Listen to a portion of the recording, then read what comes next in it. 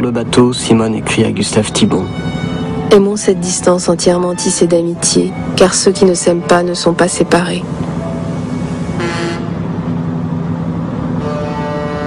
Simone refuse de se nourrir plus que ceux privés par la guerre, dont la volonté de partager le même sort. Elle va rejoindre New York, installer ses parents dans l'appartement de Riverside Drive, face au couchant de l'Hudson, parcourir les rues de Harlem, entre l'église baptiste et la petite synagogue éthiopienne, mais elle ne pense qu'à repartir. Elle adresse à Soustelle, Schumann, Mendes France et aussi à Roosevelt son projet d'infirmière de première ligne. Elle les supplie de la faire rentrer.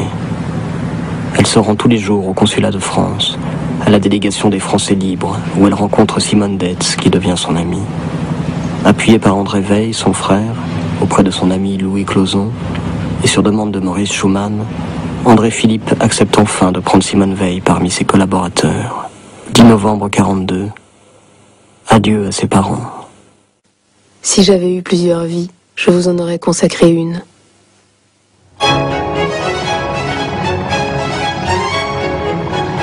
En Angleterre, Simone Weil est retenue 18 jours par les services de sécurité. À Londres, sous la protection de Maurice Schumann, André Philippe l'a fait affecter à la direction de l'intérieur de la France libre comme rédactrice.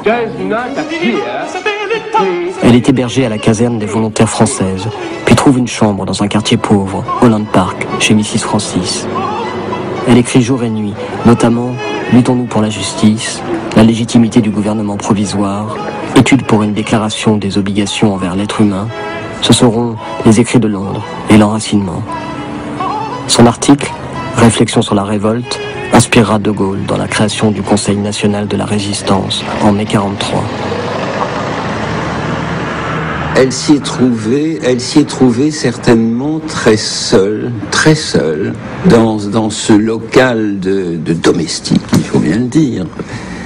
Et dans un Londres où les passions françaises avaient pris une espèce de forme frénétique du fait de cette crise franco-anglaise qui n'en finissait pas de finir, De Gaulle cherchant par tous les moyens à faire reconnaître sa légitimité face au général Giraud, qui avait pris le pouvoir en Afrique du Nord, qui maintenait le régime de Vichy, alors que lui et nous tous voulions le rétablissement de la tradition républicaine, des libertés démocratiques, et cependant que Roosevelt voulait manifestement casser De Gaulle, qui était un gêneur pour la politique américaine.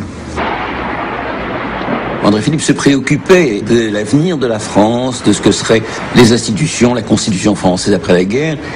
Et on avait reçu dans l'hiver 42-43 en particulier le projet de Constitution établi par un mouvement de résistance qui s'appelait l'OCM, qui avait été communiqué à Simone Weil, sur lequel il lui avait demandé de s'exprimer, de mettre sur papier les réflexions que ça lui inspirait. Et je suis pas sûr que André Philippe ait commenté devant elle ou discuté avec elle les écrits qu'elle lui avait présentés. Il était tellement bouillant, mais attiré et occupé par 100 000 choses. Très déçu de ne pas avoir été choisi pour assurer des missions de combat, Simone reproche à Maurice Schumann de ne pas l'avoir suffisamment soutenu. Elle se considère comme faisant partie, pendant quelque temps, des Français libres de Londres. Et elle écrit même des notes, certaines très importantes, dont une à propos du colonialisme,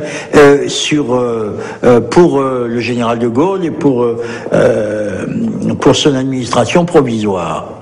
Mais assez vite, parce que c'est quelqu'un qui ne supporte pas les compromissions, et en particulier pas les compromissions qu'entraîne une situation comme celle qui est assez ambiguë, au fond, qui est celle de Gaulle à Londres. Elle entre en résistance contre la résistance. Le 15 avril 1943, Simone Weil est trouvée évanouie sur le sol de sa chambre. Elle est conduite à l'hôpital Middlesex.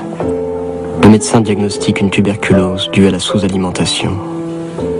Elle demande alors promesse à tous ceux qui viennent la voir de ne pas parler de sa maladie à ses parents, pour leur éviter de souffrir dans l'impossibilité où ils sont de la rejoindre. Elle continue à écrire dans ses cahiers et étudie encore le sanskrit.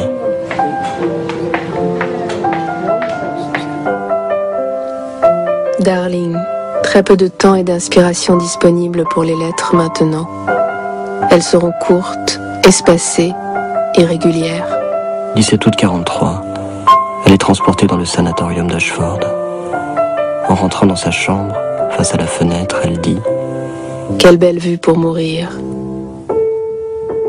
Mais elle ne se laisse pas aller à la mort en se la donnant, se laisse aller à la mort en imitant, comme d'autres ont imité Jésus-Christ, ou peut-être comme elle-même a imité Jésus-Christ. Le mot imitation vient naturellement à l'esprit, en imitant ceux qui, dans l'Europe et la France occupée d'alors, et dans les camps de concentration par exemple, souffraient le plus durement et le plus cruellement de la faim. C'est une mort volontaire, ce n'est pas un suicide. Et qui n'a pas compris la différence entre les deux notions n'a pas pénétré au cœur de ce mystique.